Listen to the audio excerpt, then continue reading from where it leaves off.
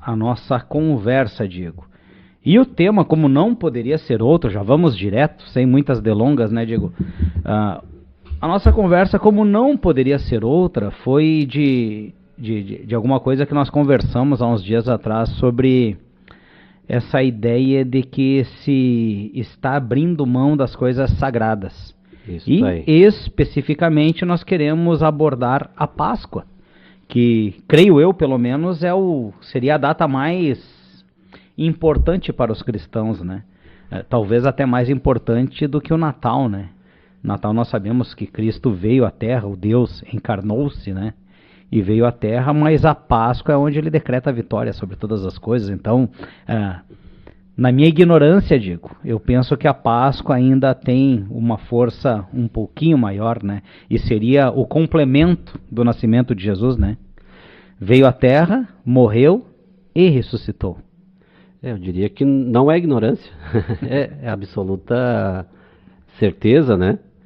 Então, como o Cunha já bem começou, hoje nós falaremos a respeito dessa importante época do ano, ou data em particular, que é sim a data mais importante do calendário cristão, seja eles os cristãos antigos, sejam os protestantes da época da Reforma, seja os dias de hoje, né?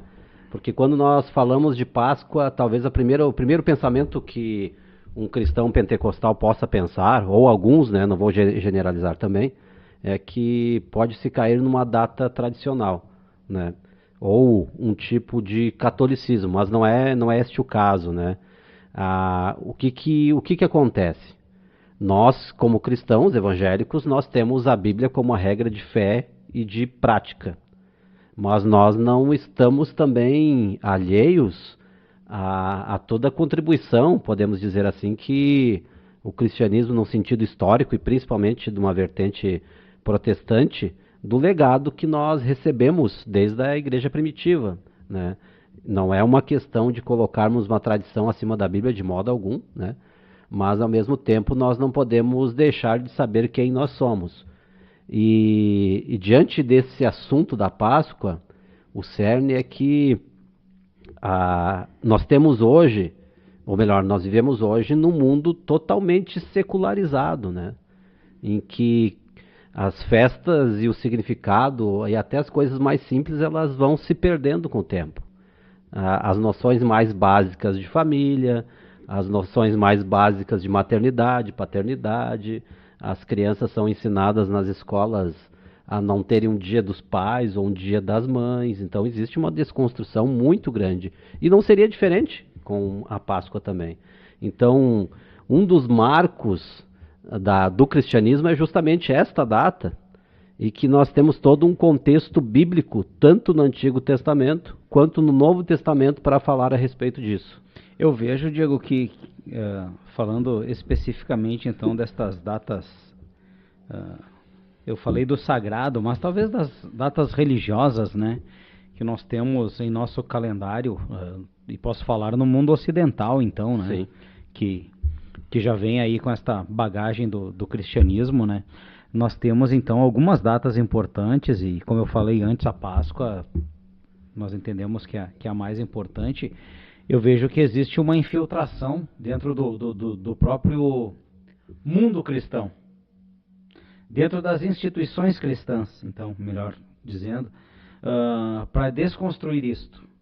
Porque se nós pegarmos aí muitos segmentos cristãos, acabam que com aquela ideia de querer quebrar com as tradições, com a religiosidade que tanto lutam contra, né?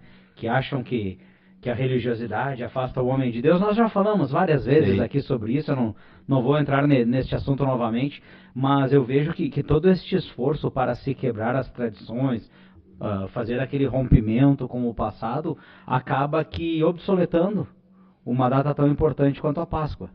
E nós eu tenho certeza que no domingo de Páscoa, que não é neste domingo, aqui é no outro, né? Nós temos aí mais este próximo final de semana, então no outro, né? Dia 5, se eu não me engano, né? É isso? Dia 3, 4, 5. Dia 5 de abril, então, vai ser a Páscoa.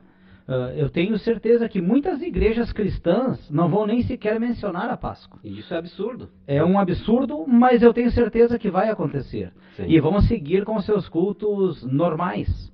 Nós, graças a Deus, aqui nós primamos por isso aqui em nossa igreja, né? Sim, está até dentro do calendário. É uma igreja pequena, mas nós temos o nosso calendário anual e dentro do calendário anual nós elegemos, então, algumas datas que são já padrão, todos os anos, né? Nós temos, então, Páscoa, Natal, Reforma Protestante, Dia da Bíblia, aí normal, Dia dos Pais, Dia das Mães, Dia da Criança e tal, fazem parte do nosso calendário.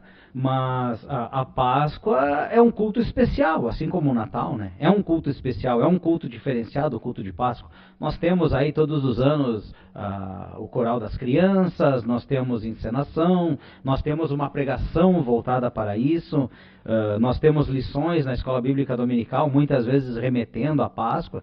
Então, nós tentamos fazer todo um movimento para, assim, gravar esta data, né? Isso. Nas pessoas que frequentam a nossa igreja.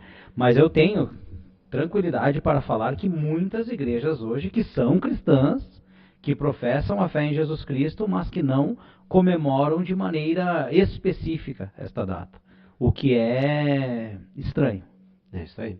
Até porque nós sabemos, né? Um cristão normalmente sabe, entende, um cristão que tem anos de conversão, até mesmo aqueles que estão começando agora, entendem que o significado geral da Páscoa, começando tanto no Antigo Testamento a respeito da libertação do povo hebreu, da salvação que Deus ofereceu através do sangue dos cordeiros que eram passados nos umbrais das portas, onde o anjo não levou os primogênitos e, consequentemente, depois saem às pressas, comem as ervas amargas e sai, né, essa passagem, né?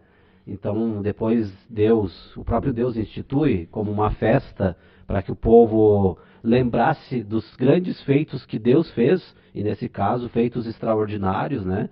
Inúmeros milagres acontecem no Êxodo, desde as 10 pragas até a abertura do Mar Vermelho e posteriormente falando também o sustento, o calor, a proteção, a sombra, tudo que Deus fez com o povo hebreu, ou melhor, que Deus providenciou, sustentou do povo hebreu, e foi instituído algumas festas, né? E nós temos, quando nós falamos do Antigo Testamento para o Novo Testamento, nós falamos também a respeito de símbolos que são proféticos, se é que nós podemos falar dessa forma, né? De o antítipo e o tipo, né? Fazendo essa comparação, de que a Páscoa apontava para algo que seria maior, não só a libertação de um povo, mas a libertação do ser humano em relação à prisão do pecado. E, consequentemente, como diz João Batista, disse depois, né? Eis o Cordeiro de Deus que tira o pecado do mundo. Então Cristo é a nossa Páscoa, Ele é o Cordeiro de Deus que tira o pecado do mundo, e é nisso que nós lembramos. E culmina na última semana, a última semana em que Jesus, da sua encarnação, que antes da crucificação, culmina que a ceia que o Senhor realiza é uma ceia pascal. Mas só que ela se encerra, ela fecha, ela culmina com todos os acontecimentos a respeito daquilo que nós chamamos da paixão de Cristo, que é a sua morte, toda a sua dor, e consequentemente depois, posteriormente, a ressurreição. Então, são esses eventos que são relembrados, e lógico, nós podemos dizer sim, né? Não tem sentido nisso também, que cada ceia é uma lembrança desta Páscoa, né? Mas quando nós falamos de Páscoa, nós estamos lembrando do todo, não apenas de algumas partes.